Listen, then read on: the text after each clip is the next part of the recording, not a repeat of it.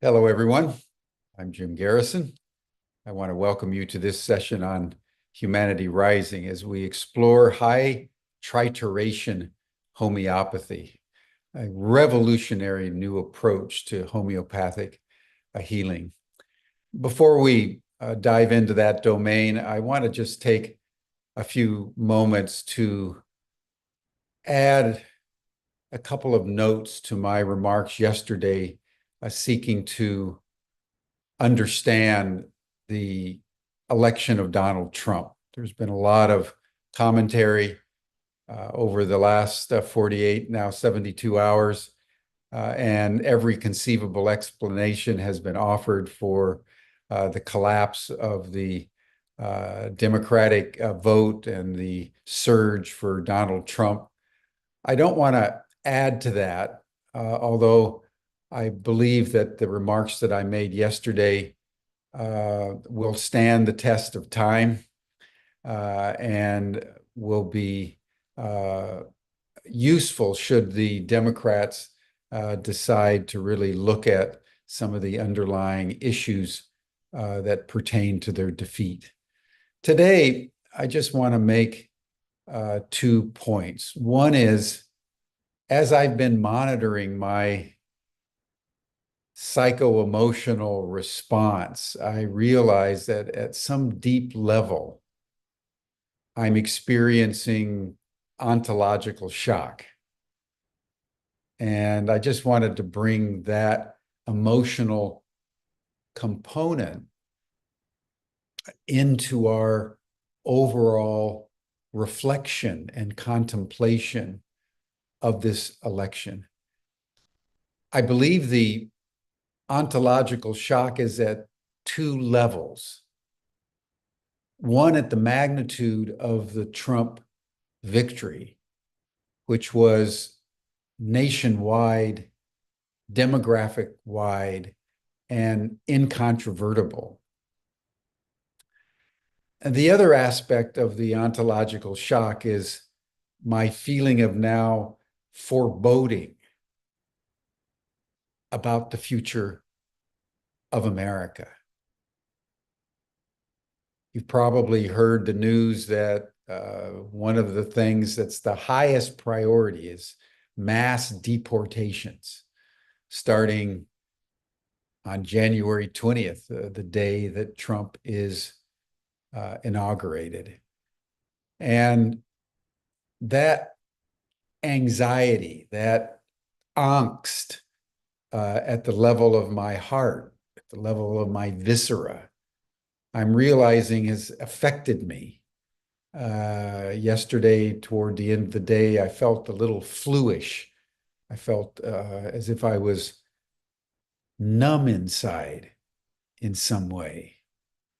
And why I wanted to bring this into our reflection is that sometimes in life, words, thoughts, constructs of the mind, analyses of our intelligence only take us part way.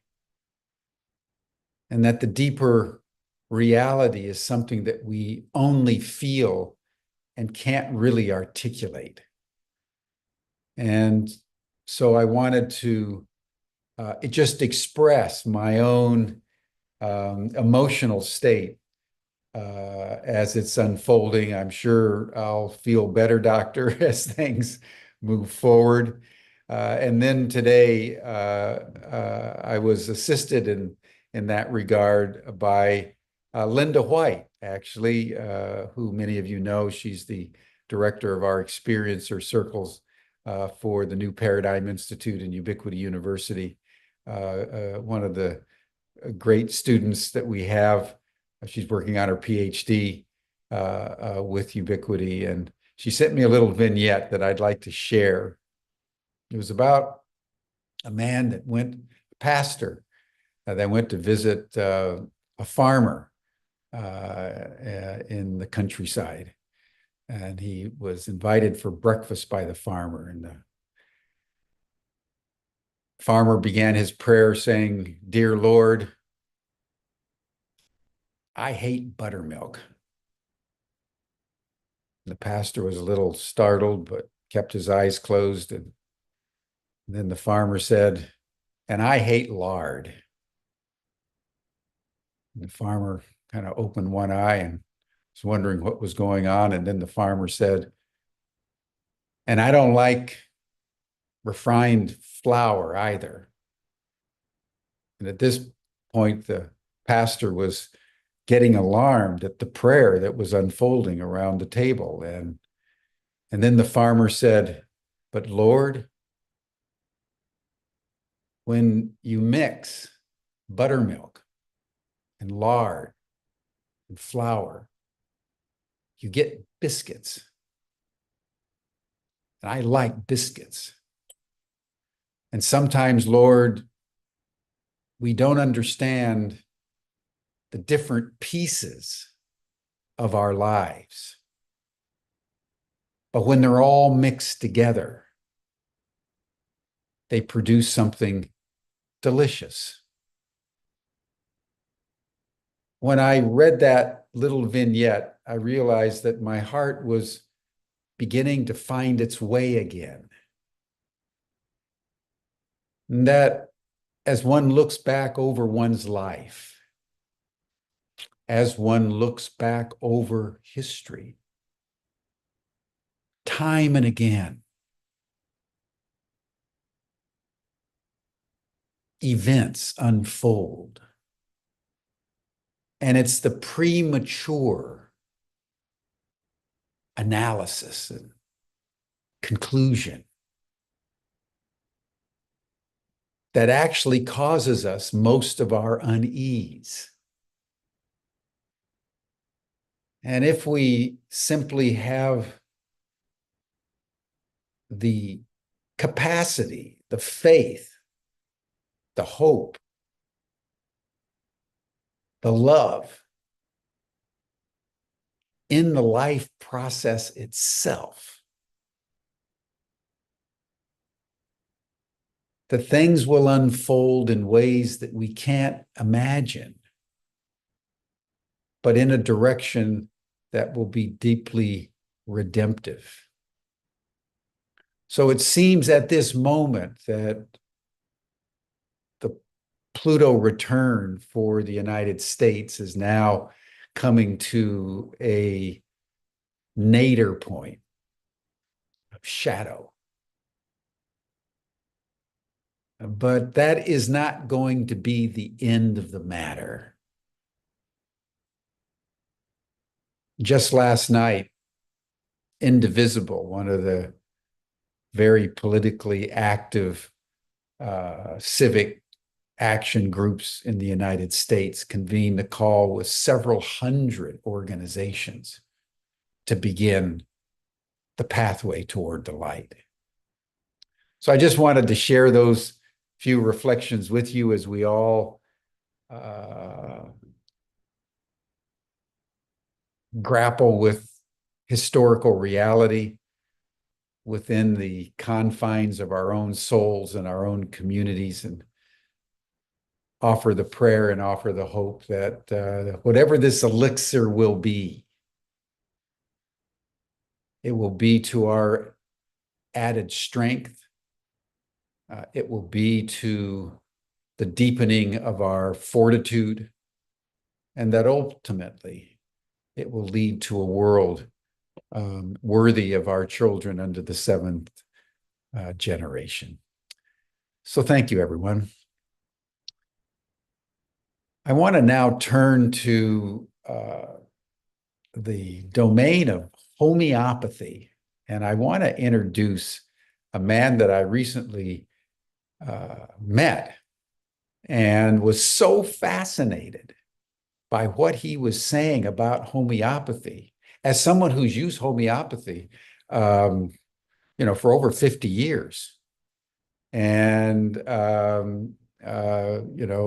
and I raised our two boys with homeopathy, and I thought homeopathy was just homeopathy. But I want to now introduce Daniel Burge, who's a graduate of the School of Homeopathy in Galway, Ireland, who has the extraordinary a chapter in his life of going to the Himalayas to study Reiki and Kriya Yoga, and ended up doing a 350-mile solo trek across the Himalayas, sponsored by North Face. Now lives in rural Portugal and is developing an absolutely revolutionary advance in homeopathy. So Dan, why don't you turn your video on and tell us a little bit more about your background. And he's going to make a little presentation about this high-trituration homeopathy, and then I'll circle back for dialogue. And then Dan's going to join the after chat for deeper conversations among all of you who are interested. But Dan, welcome. Great, thank you. Thanks, Jim. Thanks, everyone. Do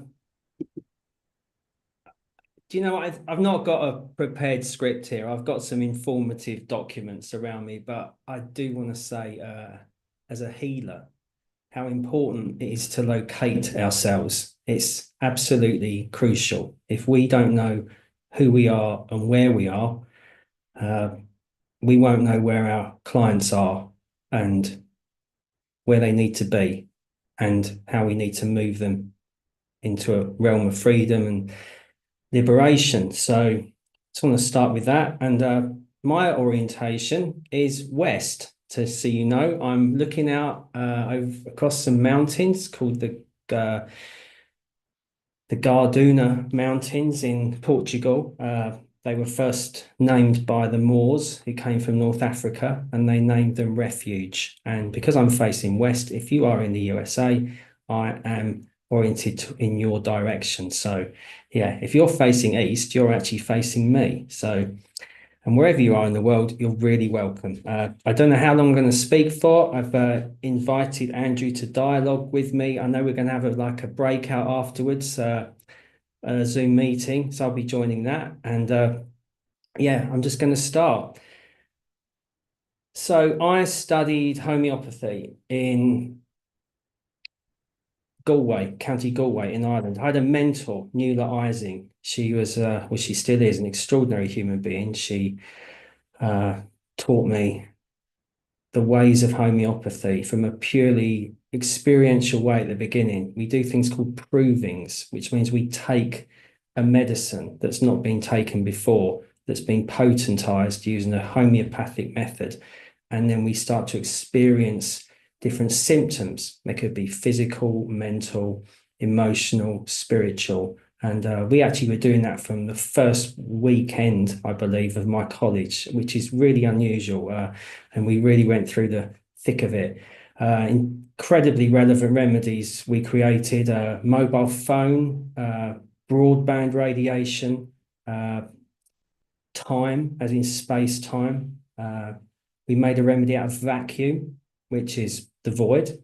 And many symptoms of that were to do with emptiness, God, realization. But yeah, that's my background. I've got a family here. I've got girls, 24 to 14, my kids are. I'm here with my partner, Tambra. She's a harmony singer.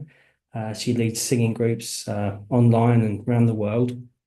And I actually talked to Jim because I just want to name that. I came to Jim because I've started leading a methodology created by another healer, Emily Waymire, who lives in Ashland, called the Vast Methodology.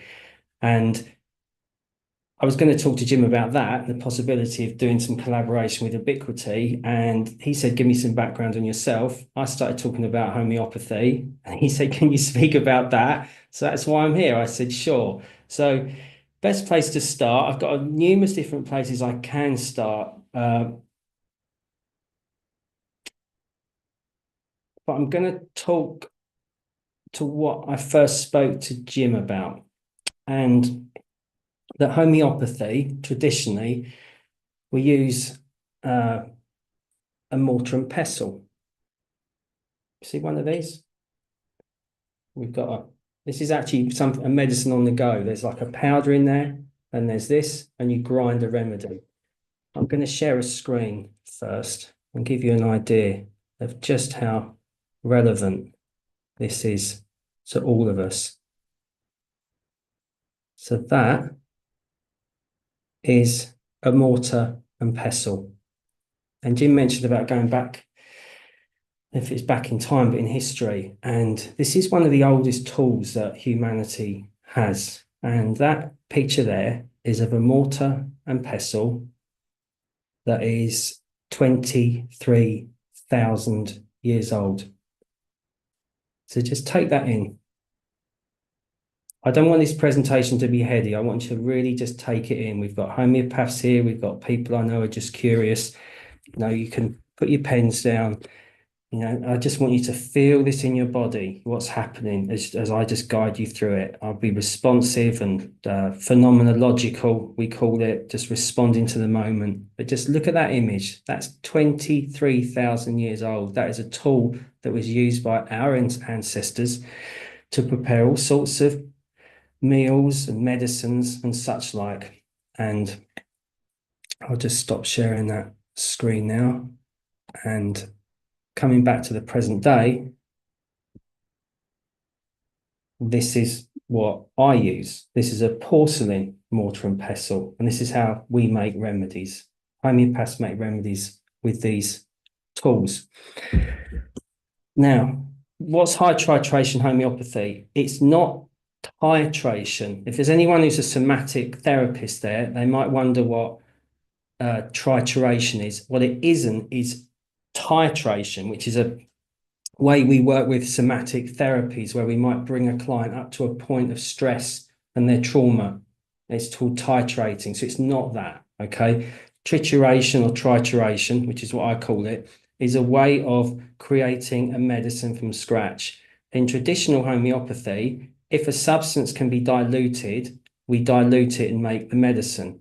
If it can't be diluted, we use a mortar and pestle, because what has been found is that everything can be taken to a point of dilution if you can grind it for long enough. But I'm going to give you a bit of background on what high titration is. There was a European man called Witold Erler, and in 1993, he had a girlfriend studying as a pharmacist, and he became fascinated by what he was reading about how to make remedies with a mortar and pestle. And he learned that there was a way of creating a medicine. I'll give you a practical side to this, just in case you wonder. When we use this, we put the substance in the bowl with some milk sugar or an inert substance. It could be cane sugar, for example. And we grind it, okay, for 15 minutes. And then we use a spoon and we scrape the sides down for 5 minutes, okay? And then we grind it for another 15. And then we scrape the side down for another 5, okay? And then we grind it again, and then we scrape it for 5 minutes. And each time we're doing that, okay, after each of those scrapes, those grind and scrapes, we add more of the powder, okay? And after 1 hour of doing that, we call that a C1. Now, traditionally, we do that for 3 hours, and then it's diluted. But what Witold discovered was if he triturated it, this is the trituration purpose, for more than 3 hours, something really remarkable happens. And I'll explain this. So it's quite common when you grind a substance in a mortar and pestle, you start getting physical symptoms come when you're creating a remedy. Then what happens is the next hour, you start experiencing emotions coming up, okay? And then you have thoughts and mental arisings come up during the trituration. And that's where it usually ends. But what Witold discovered was that when he got to the 4th level, because he read something, I believe, just to say there were 4 rounds in an old book, even though no one was doing 4 rounds, he discovered that these symptoms that he was getting, these unusual symptoms, mental states, so much so he thought he was going insane. When he got to the fourth level, what happened is everything resolved. All the fears, all the doubts, all the mental states that he was having, they resolved into a beautiful synthesis of meaning and understanding. And he was at complete peace. And that is the C4 level of trituration. So there's 3 levels before it, 3 hours of grinding and scraping. And then when you go into the 4th round, what happens is all of this resolves. Now, I call it destination human. For me, it's sovereignty. You're at peace, you're individuated, and you have absolutely zero troubles. So Vitold kept doing this, and he discovered that it was reproducible and really worked. Now, what's really cool is what I told Jim. Vitold went into 8 levels, up to C8. Okay. I just want to read to make sure I'm not missing any messages.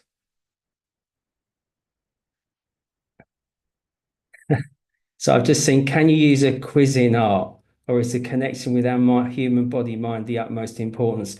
Porcelain, mortar and pestles are preferred, but if you had to, you could use anything, basically. So this is what I want to talk about, which is where I went with Jim briefly. I've got a really good colleague, Paul Theriot. He's in Calgary, in Alberta, in Canada. And what Paul discovered, because he titrated further and further and further out from the C4. And these are not levels of potency, these are levels of trituration. So we've got the physical sensation, C1. What we're doing is when we triturate, we're moving through realms of consciousness, literally moving through realms of consciousness. When I'm triturating, my consciousness expands and expands and expands. So the C1 is the physical that I've just mentioned. C2 is the emotional state. 3 is the mental body. And then 4, destination human, the spiritual body. But this is where it gets really, really interesting, is that as we go further, we move from the individual consciousness, which comprises those 4 levels, into the we, into the collective. So level 5, when we titrate for 5 hours, we move into the realm of our ancestry, our family, our country, our culture, civilization. So say, for example, I'm a family constellations facilitator. Family constellations is pretty much in C5. If you're a family constellations facilitator, you see everything as a family system. It's systemic consciousness, but it goes to that level. But then we go to level 6. We grind for 6 hours. We get to the archetype. We go to C7. We go to the myth, the yin, the yang, the above, the below, everything, the nothing. C8, the transcendent. And we can go even further. If we go for another hour to C9 and on to C12, we move into planetary resonance with the planet. So we're beginning to resonate with this as a species. So those of us who are in this realm of consciousness, we might be feeling things such as eco-anxiety, identity guilt, and then we can go even further. So just feel into this as I go. I'm not doing this as a meditation because I can't see you, okay? I am a professional therapist and I would want to see the room to actually take you on a guided meditation of some sort. But, you know, I do trust that when I talk, you're going to get this on some level anyway. So 13, C13 to C16, it's a level of the solar system. C17 to C20, that's 20 hours of trituration with a mortar and pestle. Moves us into the galaxies. C21 to C24. We move into the universe. So that's universal consciousness. I'm sure there's other terminology for this, but this is the terminology that I'm using today. So that's universal. We go for 25 hours up to 28. We become multiversal consciousness. and on to 29 and 32. We move into the eternal. But it's the eternal that is still corruptible. Distortion is still possible. And then finally, as we move into C32 to 36, the eternal, incorruptible. And that's a long trituration. Do you take a break between trituration levels? Yes. I'll be honest, Shannon, thanks for your question. I'm a very active dad and I have a family, and there's no way on God's earth I could sit down for 36 hours and do a trituration. Paul is brilliant. He can be much more focused and incredibly dedicated guy, but Paul discovered these levels. So what are they? They're the levels of trituration. I think I said on the presentation like how it works. This is how we create them. How does it apply to you? So how it applies to you is that, and the whole of humanity, is if we have a remedy that matches your symptoms, which we would traditionally just match with a C, like a 30C or a 200C potency, which is different from the C level of homeopathy trituration. Bit confusing. The trituration C comes before, the potency C comes after. If you don't know what I'm talking about, just let that one go. If you are needing a remedy that's ideally indicated for you, but you take a remedy of a level of trituration that's in the collective, when you take it, you're not just taking it for yourself anymore. You're taking it for that realm of humanity. So you're taking it for more than you, because you're not an individual, you're individuated, but at the minimum, we're systemically connected, and if we move into the higher realms of consciousness, we're not even systemically connected because there's nothing that's separate. Okay, so we're working with collective dynamics. So if we're working with trauma, we can be giving people remedies that actually treat more than that individual person. So how's everyone doing? Just if you feel like it, just put a one word in the chat so I can just see how we're doing with this. I want to make sure I'm going at the right pace.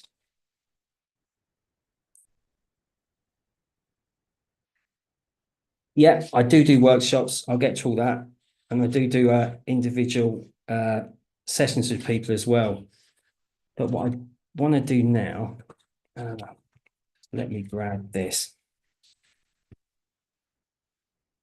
So I've got a really dear mentor. There we go. Intrigued, profound, inspired, brilliant. Thank you. Lovely. Keep going. Feeling curious. Want to know more? What do you grind? I feel good. Great. Excellent. This is good news. I'm going to go on more about this. You can grind anything. It's a really good question. You can grind flowers. You can titrate flowers. You can titrate minerals. And this isn't the only homeopathy. I mean, you can work in other ways as well. You can titrate parts of an animal. So say, for example, a bird, you might titrate the feather of a bird. We titrate parts of people. We might titrate diseased cell tissue. What's really dear to my heart, and I'm just going to name it. My work is matrifocal. I acknowledge the mother of being at the center of the system. And Alice Timmerman is a dear friend and mentor of mine. She is in the Netherlands, and she holds the Hahnemann School of Homeopathy. Do I grind psilocybin mushrooms? So I'll get to this now. Okay, this is a good question.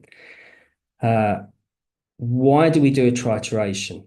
And when do I stop at a trituration? They're Paul's levels. But when I do a trituration, I titrate until I find peace, till I find love. It's a higher love, because our universe is built up from the most amazing intentional love. And we only need to connect with that, and then we heal. And we need to step out of the delusional state that we're not liking each other. Okay, not just now, but in history. So you titrate till you come in peace with yourself. Okay, until you come into the love, into the unconditional love, a palpable, visceral, felt Buddha state. That's the C4, but you keep titrating until you find the pure love. So the substance contains an animal, for example, or a flower or a mineral, and you move through a trituration to come to the higher level of love that the creature is. If we stop at a C3, we might see a lion, for example, a lioness, as a perpetrator. We'll see the victim-perpetrator dynamic of the animal kingdom. But that's common in homeopathy. There's a system, the sensation method. Rajan Sankran developed it. He's a homeopath in Mumbai. If we look at minerals and we look at animals and we look at plants, I'll just give you a quick 101 on that in 30 seconds. If someone has a deepest experience of loss, they've lost, okay, they're not losing, they probably need a mineral, because the mineral kingdom is about structure. Okay, it's about having or not having. It's think about crystals. Okay, think about diamonds. Think about structures. Think about buildings. That's the mineral kingdom. So if someone has an inner state where they have a feeling of loss, that they've lost, that's a mineral state. If somebody has an experience of losing, okay, not loss, that is quite likely an animal state, because the animal state, the animal kingdom, is about victim perpetrator. If someone is a plant, needs a plant, they're mostly really sensitive individuals. They're really sensitive to their circumstances. But what happens in C4 is that when we take an animal, such as a lioness, which Ali's just did a trituration of a couple of months ago, and she had, I don't know, about the 1,200 people at it, I think, on Zoom. What we find is when we go through to C4 and above, there's no longer the territorial qualities. There's no longer the killing. There's no longer these qualities that we see in C3 homeopathy. We actually get to experience the animal as a being of pure love, and that's where the healing is. Okay, so we move out of the delusional state. We move out of that delusional state of separation, and we basically move out of what is destroying the world, this collective delusion that we have. And the disease we have, of course, is coming from separateness and the delusion of states and physical pain, because we're not living in this oneness. We're not living in it. We're living too much in the opposite. We're living in opposites. We're not even in polarities. We're living in divided opposites, of which there's not really a space in between. This is why anything that's anything other than binary can be so difficult for people who are identified with a binary state to accommodate. Okay, so to triturate, you've got to move into love. You can't just do it like this unconsciously. You know, it's not a mechanical process. We move into a state of alchemy and transcendence, and we move into that unconditional love, the love of, which is what Jim mentioned when I saw him on a call on a Sunday, which is why I reached out. He spoke about Mary Magdalena and Ali's, who I just mentioned. We've got C4 remedies. I'm not going to go into the way we create these, because there's ways of making high titration remedies without actual substances. But just to let you know, some of Ali's most recent remedies are Maria Magdalena, Black Madonna, Holy Water. We've got a C4 for Isis, the Milky Way, Angel. We've got a transformation mRNA trituration. And we also have pure love. And we also have remedies made from matridonal remedies.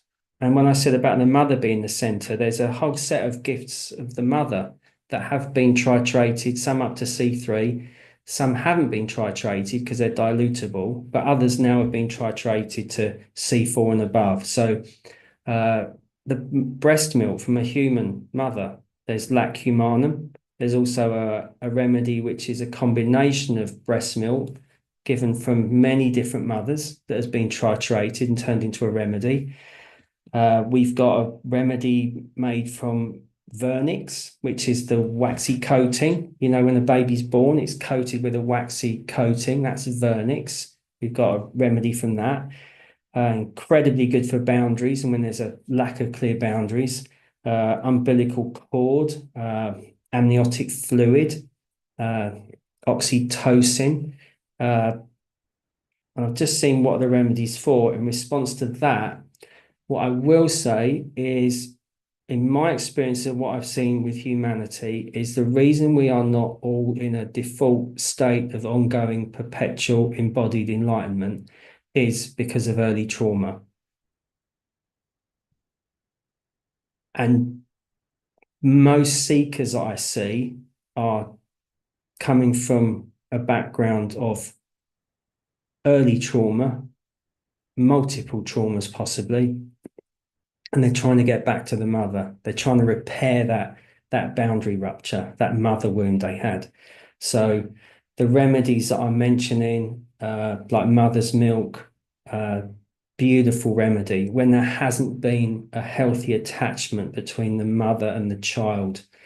Lac humanum, lac maternum, they're really good remedies they can be. When I do say that, I'm not saying to you go off and take them, okay? I'm telling you these just to flesh out the presentation a bit. But I would always say that if you're looking especially at working with a homeopath at this level, that it's not, you shouldn't just self-prescribe because it's the relationship.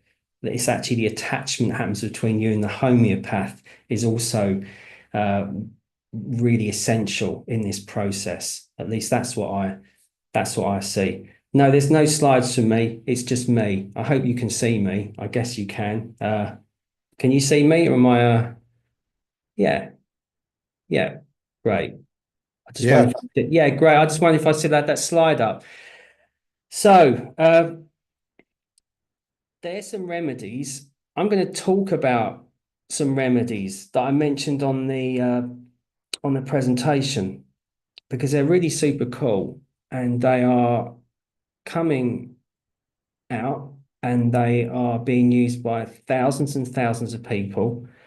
And we're seeing incredible changes in people. So let me just find another remedy, another slide. So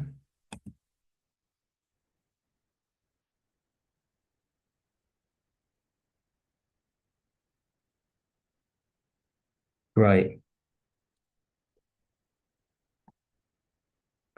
And anyone got any idea what that is?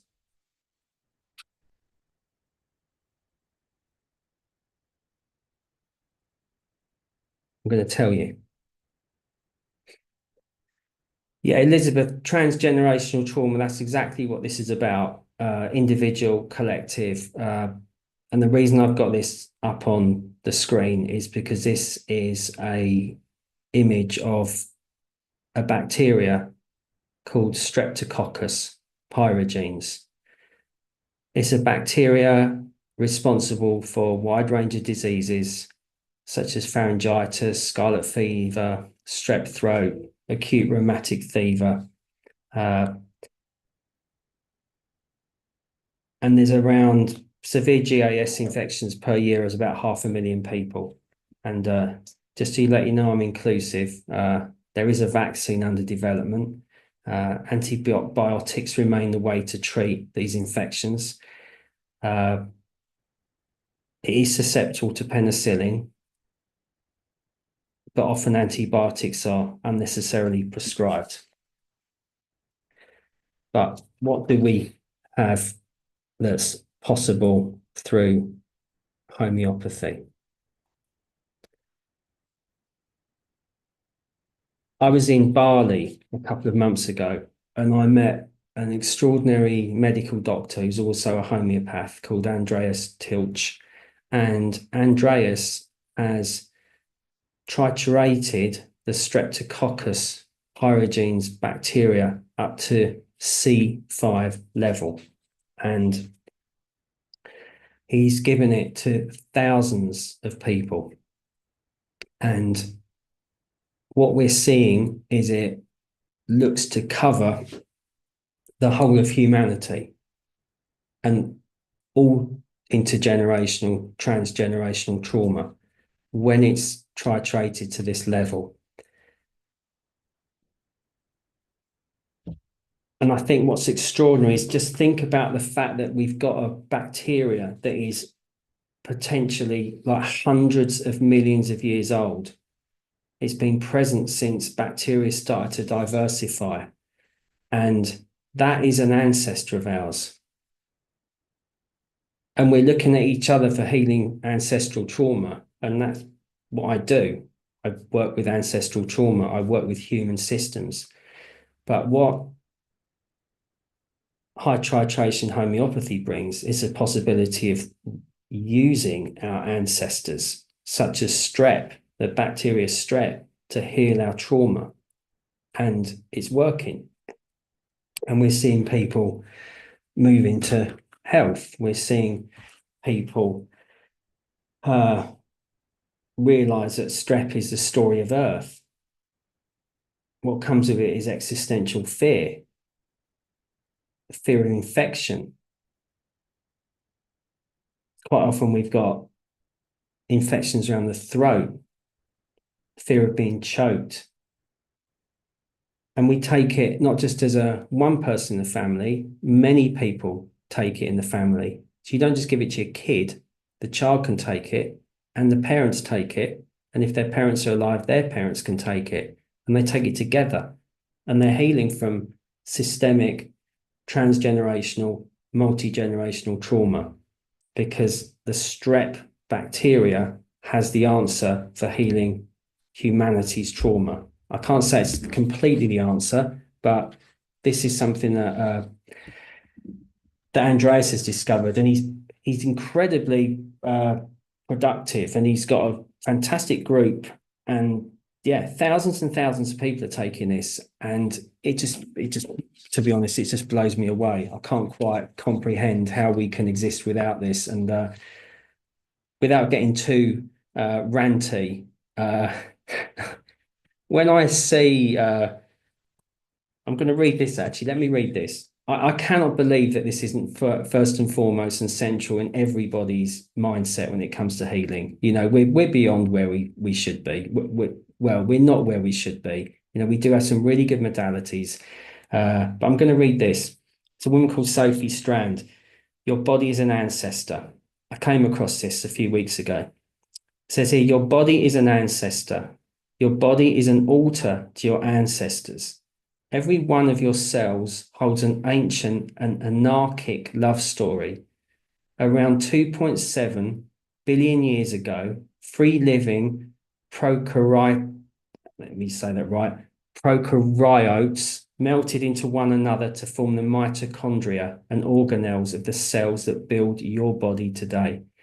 All you need to do to honor your ancestors is to roll up like a pill bug into the innate shape of safety, the fetal position. The curl of your body then is an altar, not just to the womb that grew you, but to the retroviruses that 200 million years ago taught mammals how to develop the protein syncytin that creates the centrofoblast layer of the placenta. Breathe in, slowly knowing that your breath loops you into the biome of your ecosystem. Every 7 to 10 years, your cells will have turned over, re-articulated by your inhales and exhales, your appetites and proclivity for certain flavors. If you live in a valley, chances are the ancient glacial moraine, the fossils crushed underfoot, the spores from grandmotherly honey fungi have all entered into and rebuilt the very molecular makeup of your bodies, your lungs, and even your eyes. Even your lungfuls of exhaust churn you into an ancestor altar for Mesozoic ferns pressurized into the fossil fuels. You are threaded through with fossils. Your microbiome is an ode to bacterial legacies you would not be able to trace with birth certificates and blood lineages. You are the ongoingness of the dead, the alembic where they are given breath again.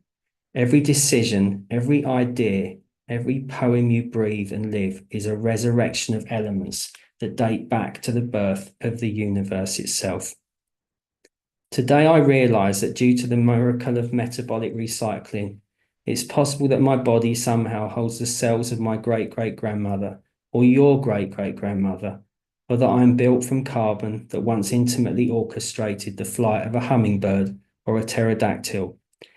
Your body is an ecosystem of ancestors, an outcome born not of a single human thread, but a web of relations that ripples outward into the intimate ocean of deep time. And I love that. But what I really love is that as a homeopath, I don't just read it, but I read all those things that Sophie's referring to. And I know that they all exist as homeopathic medicines. Every single one, whether it's fungi, whether it's ferns, whether it's fossils, we've got potentized fossils. Everything she speaks about is homeopathic. And the homeopaths have taken this, prior to when Sophie wrote this, they take everything in the cosmos and they turn it into medicines. And whether it's streptococcus, which I've just mentioned, which is being used, it's actually tens of thousands of people to heal ancestral trauma. And with that, the key is it moves you out of primal fear into interconnectedness, love, and trust. That's streptococcus. There's also another remedy that is 86 million years old. And Paul Therio, who did the levels of trituration, and Mikhail Yakir, another amazing homeopath, they've just triturated this. Now, there's not a lot on it because Paul's just triturated it with Mikhail, but I'll show you a picture of it. See if I can get to that, because this is really cool.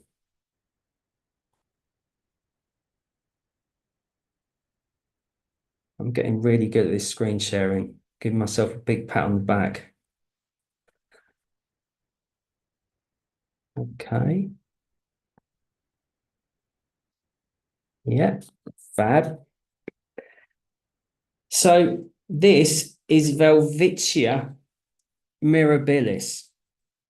That plant originated 86 million years ago, and Paul and Mikhail have just triturated it and have described it as a remedy of universal applications, a medicine for the soul, and potentially a remedy that frees the spirit from the wheel of life.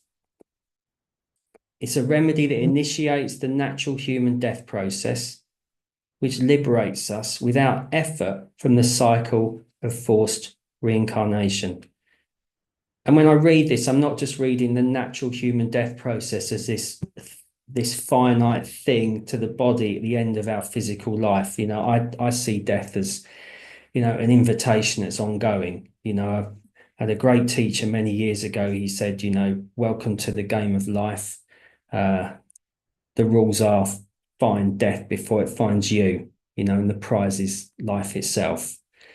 But this is Welwitschia mirabilis, and there is an existing proving of this, but not a C4, but the C3 is already going to point to some important subjects. So I'm going to leave that picture up. When the proving was done, many people, it was a dream proving that they did. They dreamt, meditated on the plant, and dreams of the number 2 came up. So just think about how this is relating to us now, like as we are today on this planet, wherever we are, whatever our external circumstances are. So Velvicia, it creates these experiences, I would say, but if you have them, it can then be curative. That's the thing about homeopathy. If you're feeling this, and when someone took a remedy, they felt it, that can indicate that that medicine could suit you. So dreams of the number 2. This is the duality that we're having to deal with, a choice between good and evil. We feel divided, in some cases split up. We look for a partner to feel whole. We have the duality. Some provers experienced words such as hate and love, Cain and Abel, Adam and Eve. Themes of farsightedness and clairvoyance occur, both in dreams and daytime experience. Velvicia is indicated in duality and non-duality, the transformation process of this.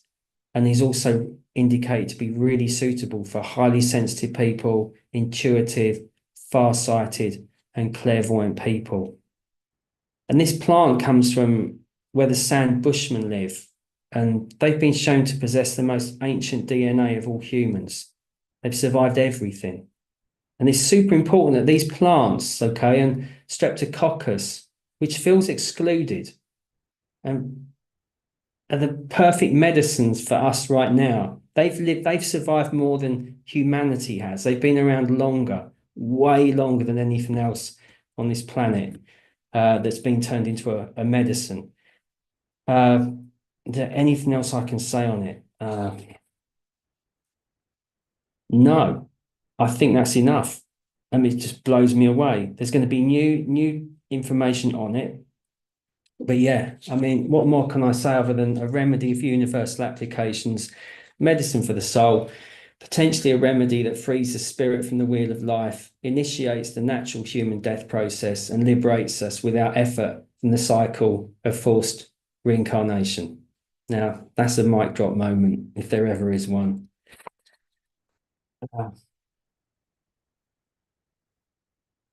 And I'll go back to strep, because I'm just thinking about important things to tell you. There's an experience in the Streptococcus proving where if we show our shadow, if we allow those parts of us to actually be revealed and show up in everyday life, that we're going to get thrown out, we're going to get kicked out, we're going to get excluded, because that's the strep experience. You know, strep isn't like staph. The staph bacteria, it's on the skin. Yeah, sure, there's sometimes some sepsis, but generally it lives on our skin. It can cause us to itch. Like the reason we suddenly have these itches is usually because of bacteria. But with strep, the lived experience of strep, the consciousness of strep is, I can't show up fully. I'll stop screen sharing now because I'm not on Velvicia. I can't show up. I can't allow that inner child, let's call it the inner child. I can't allow that to be seen with its rage, with its uncomfortableness, whatever it is, because I will get thrown out. I will get thrown out of the group. I will be ostracized. And that's a experience that we all feel. We censor, we mask, we present, we don't show up usually when we meet people, we send our representative. Now, what would life be like if we could actually show up authentically the same way every single time we go into interaction with any human being?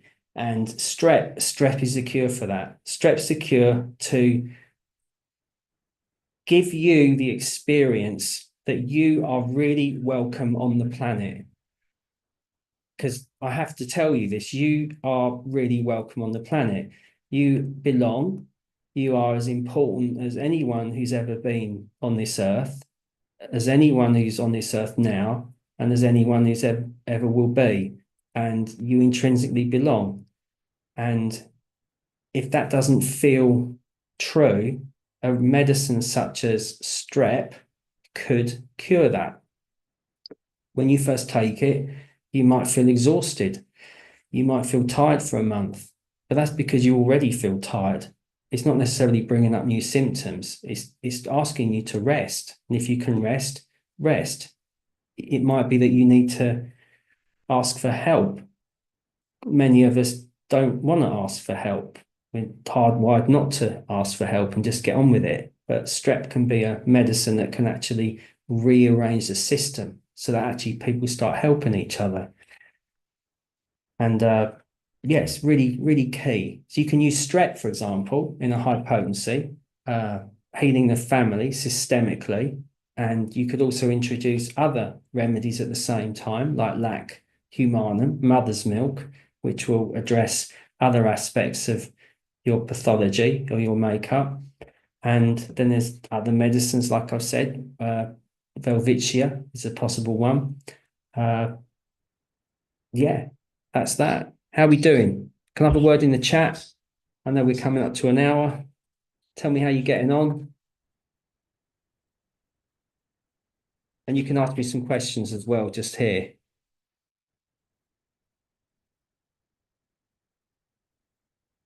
A laboratory did strep. A laboratory did strep. There's homeopathic pharmacies around the world, and they're able to get the bacteria. It's often, I know in the strep situation, I understand it was a sterilized version of strep, so it wasn't active. And that's how that one was made. I mean, I actually was involved in the trituration of the COVID nosode. That was interesting. That was April 2020, just as we just need to breathe. I need to regulate. We just went into lockdown in Ireland where I was living, and we got asked. I got asked actually by a colleague if I'd be part of a trituration of the COVID nosode. So we got sent. There was some snot and sputum sent from someone in China who'd been tested positive for COVID, and a group of us. I got sent to a lab in California. It got turned into a remedy, and then we titrated it. We titrated it over, I think, 8 or 12 days. We took it up to C8, I think, or C12. And as we did it as a collective on Zoom, we realized the consciousness of COVID. We actually could see why it was here, what it was doing, what the invitation was as for humanity. I mean, a lot of us are vehemently opposed to lockdown, and as you can possibly imagine, I'm not here. I'm not someone who just rolls over easy when I'm told my ability to move around is compromised. But yeah, we did the COVID nosode. It then got taken by another homeopath, Kate Birch, and called Novus CV. I think 20,000 people have taken that around the world. I don't think anyone who took it ever developed any illness. Also super aware that you probably wouldn't have heard of that. That doesn't surprise me. In the same way, it doesn't surprise me that many people still think that there's no scientific evidence for homeopathy, where there's absolutely tomes of information. That's it, Sigrid. Yeah, Kate Birch did it. So we did the trituration, and she did a more developed proving of it. And but yeah, so there's a big community of people around the world. We do these triturations. We learn a lot. There's many need to be done. The titration process is medicinal as well. I also believe that you don't necessarily need to triturate a medicine to really understand what it is. You have to just tune in to the consciousness of the plant. You just open yourself up to it. You do it with love.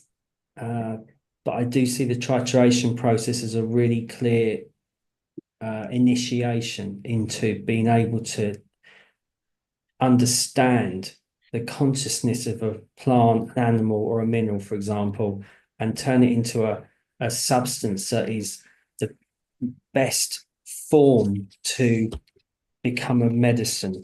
And I wonder if I can read something out. Yeah, I've got a note from Paul here. It is a phenomenon.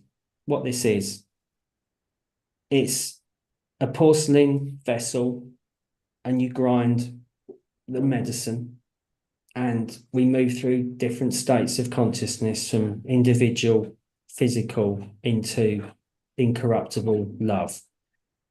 And we do that through a bowl and a stick, basically. And Paul Therio describes it as this, just to summarize. A trituration is a cosmic event. It's the entering into resonance with a substance, affecting both the individuals triturating, the substance itself, in a larger sense, all of the substance throughout our universe and the multiverse as a whole. As one triturates a substance for longer periods, one in fact ascends with that substance through greater and greater levels of influence and organization, walking with the issue that the substance resonates with, from the individual to collective to planetary and higher levels, shifting the very nature of reality and shifting your own self. This process, differing from other journeys and spiritual ecstasies in the literature of multiple religious traditions, leaves behind a substance, the tritration powder, which can be potentized according to the potency scale of your choice and applied therapeutically based on the law of similars. These high titrations have a profound effect on patients, incredible effects on their physical, mental, and spiritual effects, and can cause huge changes in the very functioning of energetic fields and the vital force. And that's beautifully said by Paul, because the fact is we go through a alchemical process of consciousness, but we're left with a powder. And that powder then becomes a medicine that we can disseminate throughout the whole of the planet. And I think I'll probably end on this. And it didn't come from trituration, but it came from my own, sometimes very brutal transformations that I had to go through to shift from being someone with a constant sense of a separate self into something radically different from that. And but it applies to trituration. And I just wrote that many sit and wonder,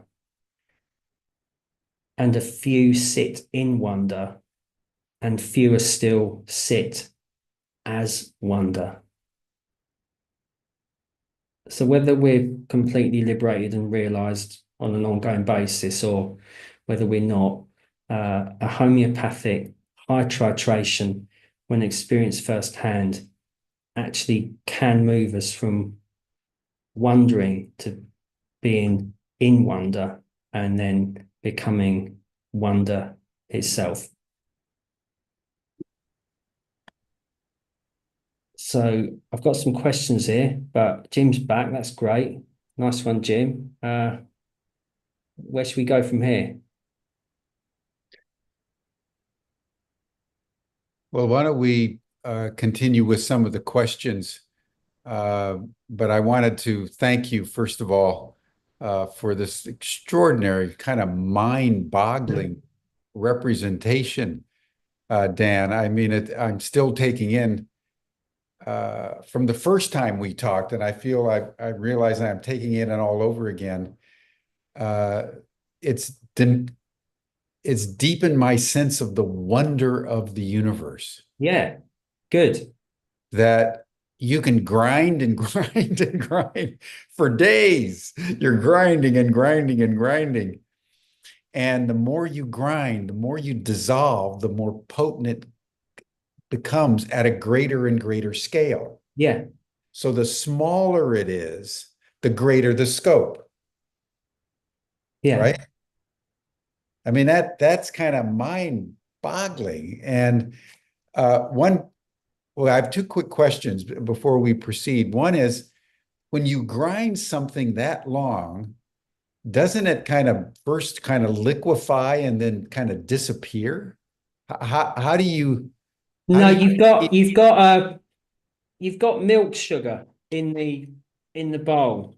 It looks like this. It's like milk powder. It's just white powder.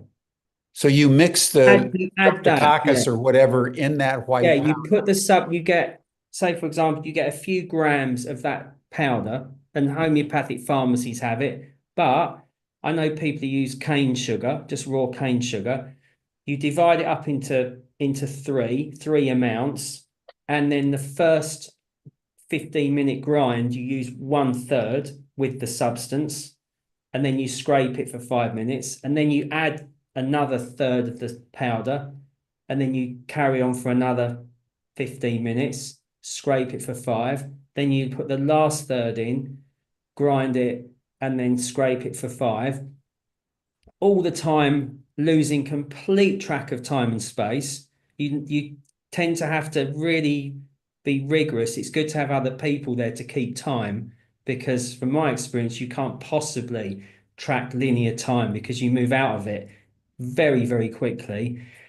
And you also have the physical symptoms come up. So if I'm doing it on my own, I tend to just have my phone on, just on recorder. So I can just record what's happening and I can speak it and then transcribe it.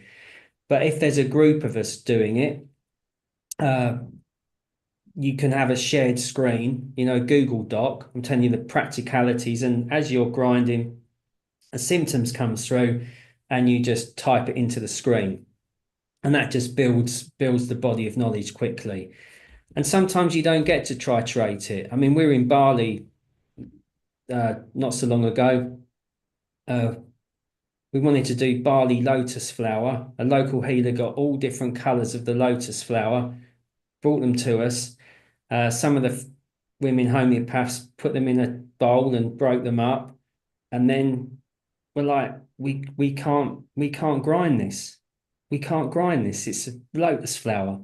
We're gonna just put water in it, and then we sat with it, and then meditated on that. But I mean, we are super sensitives. It's not like we necessarily have to go into a state. Like it's instantly like this comes through, and it's amazing how people uh, come through with information that other people are feeling at the same time. I mean, the physicals you'd ignore some of them. Like if you got an ache in your left wrist and you're grinding it, I'd ignore that because you're grinding with, and it might be your left wrist starts aching. But if you're getting a physical pain in the heart, or something like that, these are significant. These are important symptoms, and everyone who's titrating might experience in this. This is like any homeopathic proving.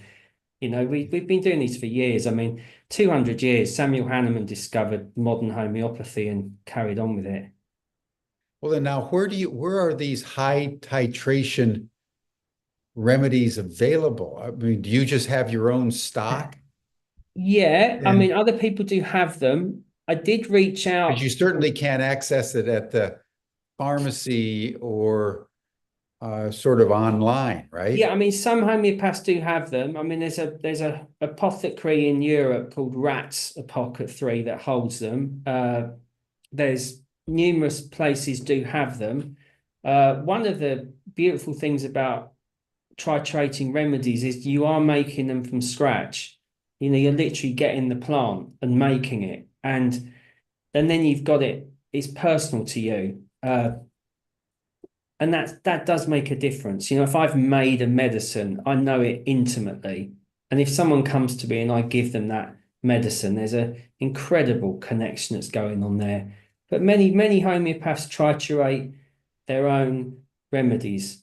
And when I think that there's other ways of making remedies, I mean, numerous ways. I mean, Veda Austin, who was one of the we connected through that as well. I mean, she just taught in Sussex, and I'll be teaching at the college in a couple of weeks, where some of the students were a month ago.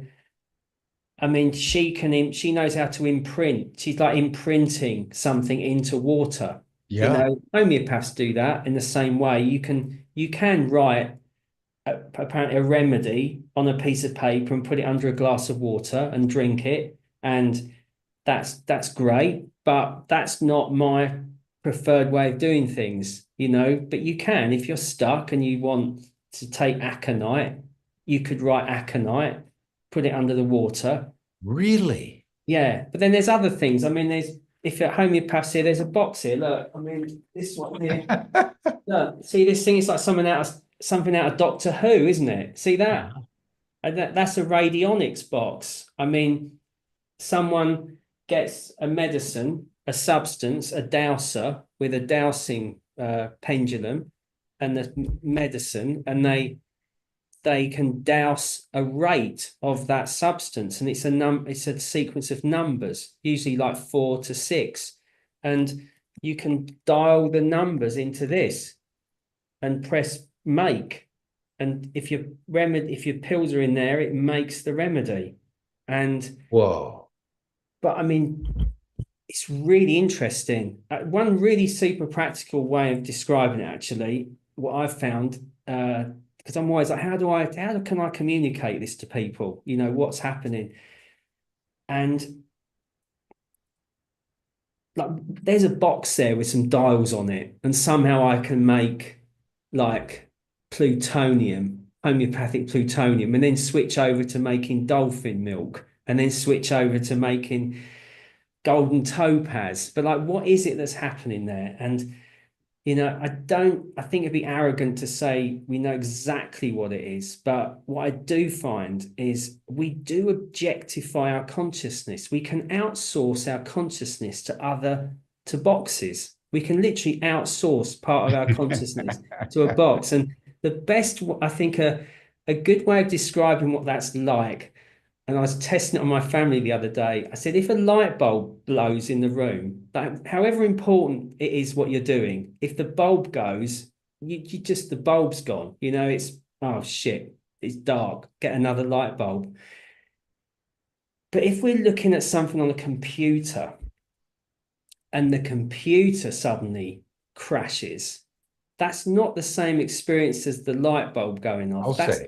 There's a sense of loss, isn't there? Something's gone. And that's for me like kind of approaching a practical demonstration of the fact we kind of outsource our consciousness to things because we invest Hmm. into these machines. And but the radionics people have really harnessed it. They're Yeah. yeah. Yeah. But I Yeah. mean, Yeah. I love the mortar and pestle. I love the powders. I think there's something about it that's so immediate and so primal and so indigenous and Mhm. native. And that's why I showed that 23,000-year-old mortar and pestle. I mean, I don't know what they were doing with that, but I mean, when I was in my teens, I bought a record called Music of the Middle East. And in it, there was a coffee grinder in Damascus Market. And they were grinding coffee and making a rhythm as they grind coffee that they would have done for thousands of years. So Yeah. this Yeah. Yeah. this tool has been it's everywhere, And but who knew that 4 hours in and consciousness just completely changes. And it's Vitold Erler, 1993. So that's when it really started this whole movement. And yeah, Vitold, I mean, like Paul Therio, I mentioned, is if you're in Alberta, you can see Paul. You have to be in Alberta though because of the laws now. So Paul triturates, but you can't see people outside of Alberta.